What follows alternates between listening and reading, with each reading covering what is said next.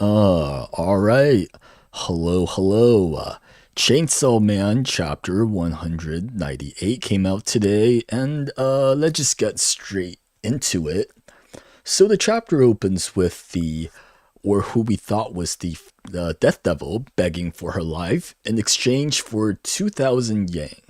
And in 1999, 2,000 yen would be $16 because back then the conversion rate is about 120 yens to $1. And I quickly did the math here. But currently, the conversion rate is terrible. So in today's money, 2,000 yen would be just about 13 US dollars, which is not good. But the fake Chainsaw Man disregards everything because he recognizes that money is just a man made construct and has no relevance on the end of the world. He accuses this girl of being the Death Devil, like many of us do. However, the girl, she absorbed the lifespan of the ants under her and healed herself to get back on her feet, and she introduced herself as the Famine Devil, which leaves the Chainsaw Man here very confused, and the girl as well. And at the same time, the Fami that we know appears on the rooftop. She summons the Falling Devil, who cuts she first crushes the two of them onto the ground with her gravity. She asks for a order from Fami, and Fami says, just do whatever. Very cold panel. So the Falling Devil cuts up some heads, 3 humans and 1 giraffe, and puts them on top of the girl and the fake Chainsaw Man. And this girl recognizes Fami, that we know as the real Death Devil. And before I go to the end of the chapter, let's just go over this reveal really quick, because personally for me, I feel it answers a lot of questions and a lot of complaints I have about the series so far. And the first of which is the Fami's relationship with the Falling Devil. Because when they first showed up, the Falling Devil was subservient to Fami for some reason.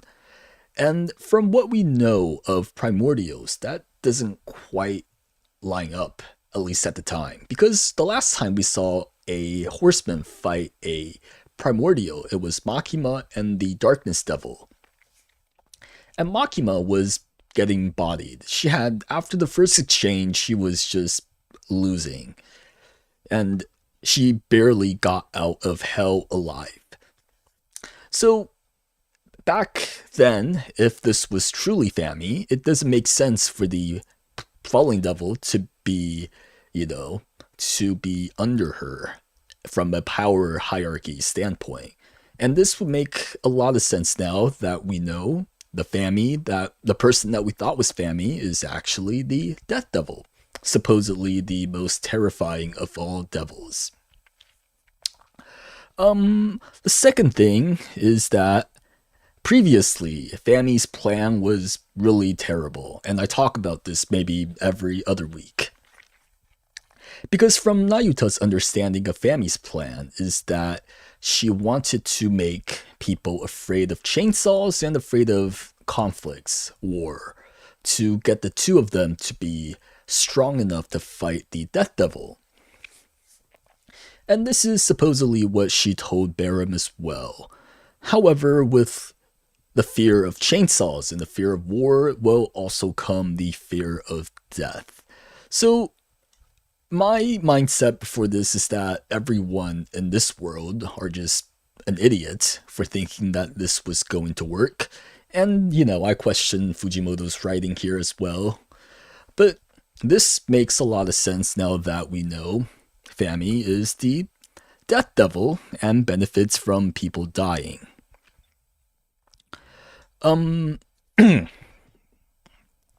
Another thing I used to have a problem with is the Yoshida Fami relationship, because in the beginning of part 2 we had a couple face-offs between Yoshida and Fami, and it seemed like they were opposed to each other. I personally thought they had different approaches to how to use Denji and Pochita. My personal theory before all this was that, or before like the past month or two, was that Yoshida wanted to use Denji to erase stuff, while Fami wanted to use Denji to restore devils. But in the later chapters, it seemed that Yoshida and Fami have gotten over their differences and are kind of working together and kind of just dropping the whole, the narrative here. But with today's reveal, I'm glad that's not the case, and there's a point to these panels, so pretty happy about that. And another hint is Fami's name, because her sisters, every other horseman devil that we've met so far, have introduced themselves with a more personalized name, whereas Fami just used her, her title as her name. So like if you have like an engineer, you just call themselves like Engie. So she's definitely an outlier here that makes a lot more sense now. And I assume the next chapter or 2 or 3 we will get her preferred name as the Death Devil. Although that being said, she did call actually I'm about to get to that in a bit, but she did call the real Famine Devil Fami as well, so maybe that's what the actual Famine Devil go by. But yeah, we'll find out in a couple chapters probably. Some other hints on her actual identity. She previously revived Yuko from death and resurrected her into a more powerful devil. And also, it shows that a lot of her compilations of her eating, because she eats like a bodybuilder, she eats for the sake of eating. It never looks like she's actually enjoying any of the food that she's eating. So I think that's another sign in hindsight of her true identity. If you can think of any more off the top of your heads, let me know as well. But moving on to the chapter. The Death Devil here apologizes to the real Famine Devil for using her name. And the Famine Devil here says something that's kind of interesting, in that if she still feels anything for mankind, then go die. So this implies that the Death Devil actually does have empathy for mankind, and she may not be entirely lying in the past when she said that she wanted to stop the end of the world. However, the Death Devil reveals her, she lifts up her skirt to reveal her innards, which is nothing there. There's nothing there because she removed all her internal organs, presumably in an attempt to end herself, to stop the destruction that's coming. So perhaps she's really genuine about wanting to preserve humanity. But anyway, I like this panel a lot because she lifts up her skirt. She shows off the in-between her body, and in a lot of ways that resembles like a Grim Reaper lifting their cloak to show that like the void inside. So I think that's a pretty great, deliberate, artistic choice by Fujimoto, and a chilling panel to end the chapter on. Excellent work. Yeah, so as a whole, I think I'm leaning like 80% to liking this reveal a lot because it answers a lot of my complaints about the series, about part 2 so far. That being said, the remaining 20% is a bit skeptical towards how much planning Fujimoto has done for this. Because if he's just like winging it for the next however long, I feel like it's not. I mean, I'm kind of mixed on like if he planned this out all along, where it's like a last minute change, is where I'm getting at. But as a whole, also on, I think it makes a lot of sense for her personality to be more apathetic as death. It makes a lot more sense, and for Famine to be more, I guess, more goofy, more clumsy. Also makes sense for Famine to not be all that strong because in the modern day, modernesque day, starvation is a lot less of an issue than it is maybe 500 years ago. Um, but yeah, let me see if I have any comments for the week. Hello, Perfect April Fool's chapter. It is April Fool's. Mm, let's see. Didn't see this twist coming and it completely surprised me. I didn't hate it, just leaves me curious on the reason behind it. Devil formerly known as Fami holding the Falling Devil makes more sense now. Yes, yes, yes. So the Death Devil has been farming Yoru to make her more powerful, to either bring destruction to the world or to get somebody to end her. Yeah, I'm definitely leaning towards ending herself. But with that being said, there's my thing with her plan in that empowering Yoru will lead to, herself getting stronger as well. I guess in theory she could just get Yoshida, or not Yoshida, Pochida to eat her. I wonder why that didn't happen. Let's see, where was I?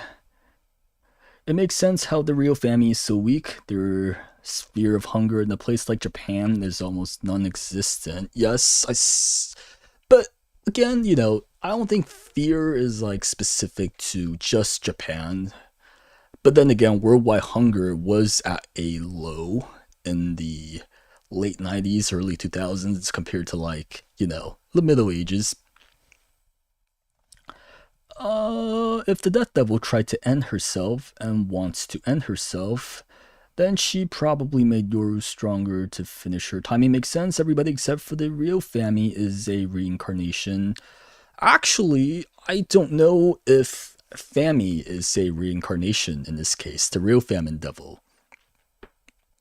Because she recognizes her sister.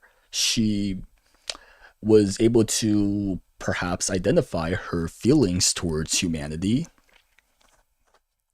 And in kind, the Death Devil, the real Death Devil here, acknowledges her sister's name, and, in general, the two of them just feel like they know each other. So far, I think only Nayuta is a reincarnation. Perhaps Yoru as well, because since she didn't remember her other sisters either. But speaking of reincarnations, I think the fact that the Death Devil here has appearance of a human suggests that she is at least, I guess, empathetic towards humanity. Because remember that the more friendly towards human that you are, the more human-like appearance you'll have. And so far, the Famine Devil, she's human. Death Devil's human. Makima, Nayuta, they're all human. The only outlier there is Yoru. She doesn't love humans. She wants violence on humans. So she is an owl. Because owls are known for their violence. Let's see, where was I? This chapter confirmed that the Death Devil is a flasher. Yes, yes.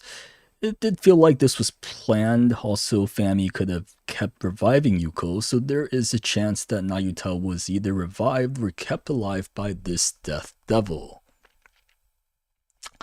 Yeah, that's a good point. Recently, I think with the release of Volume 20, some fans looked into the in the beginning of manga volumes, there's like a character introduction, and for Nayuta's section on that, it says that she was killed by the church. So some people took it as like confirmation that she is truly dead. With that being said, I don't. If this Death Devil is intent on reviving Nayuta, then it actually doesn't dispute her being killed because she can just revive her.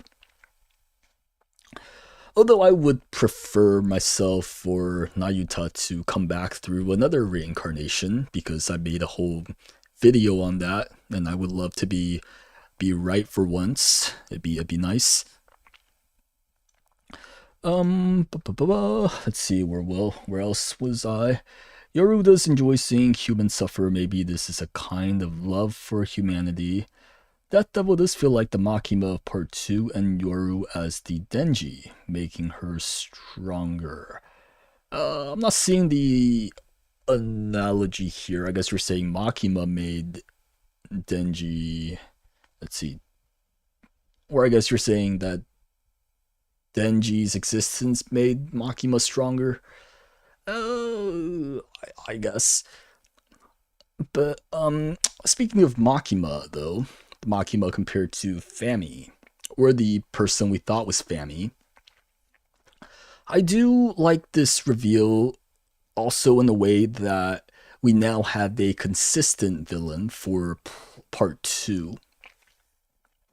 Because I feel what made part 1 really special was the mystique of Makima. Like every chapter, you're thinking about the mystery behind Makima. Like, what is she? Who is she? What does she want? Stuff like that. And for part 2, we haven't really had anything that resembles that. Because previously we have Fami, she doesn't really talk much. We don't know what she was doing. Yoshida, we don't know what he's up to either. And they're kind of just hovering there. None of them really had the charisma of Makima. So I do feel that was what part 2 was lacking in comparison to part 1 for those parts. Da, da, da. Makima worked to make Denji stronger as a human. Fami gave Yoru opportunities to grow as a devil. Yeah, I can see that. I guess you're saying like Fami was controlling Asa Yoru in a similar way to Makima to Denji. Yeah. But we have a chapter next week.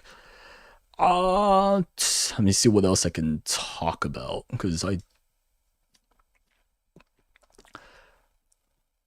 But yeah, so I guess next chapter we'll see Fami's motivation, or I keep calling her Fami. That's one of my issues though. This late into the game with the name change, it's hard to revert it back. It's gonna take me a couple of weeks.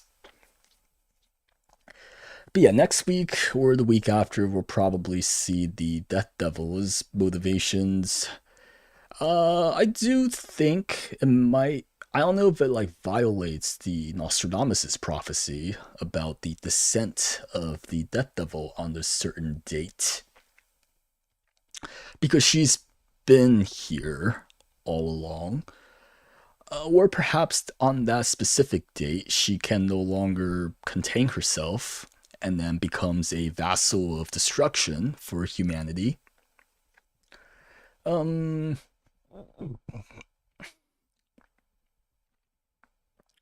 Let's see.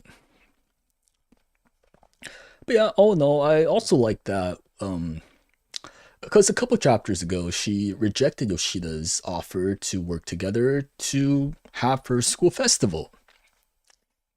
So now we know that she may not be necessarily excited to hang out with her friends. Rather, she is going to be busy on that day for more nefarious purposes. And that's one thing I do appreciate about the Death Devil, former Fami, and that she lies a lot. Because in other series, you might have a character that lies, but then you explicitly know that they lie. But we're here, Fami is lying about almost everything. So you kind of have to pick and choose what makes sense and what doesn't. Let's see.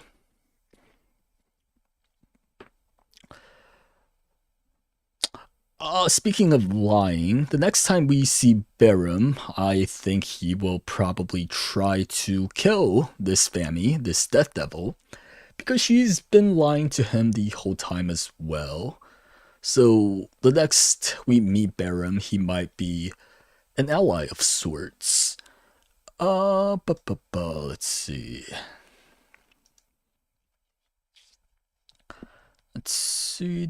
I wish YouTube has like a feature where I can mark the last comment I was reading. I have to keep alt tabbing back and forth.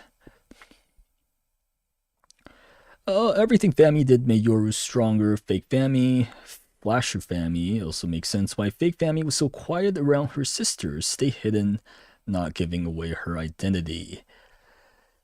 Yes, I do think her quietness was a feature. And yeah. Definitely more fitting for a Devil of Death to be very quiet and very stone cold. But yeah, I think I covered about everything I could this week. And yeah, quite a big chapter. Big massive chapter. There's a chapter next week, so I guess I'll come back around then. This is one of the cases where I do wish that there was a break so that I can have like an extra week to process what's going on in this chapter. But alas,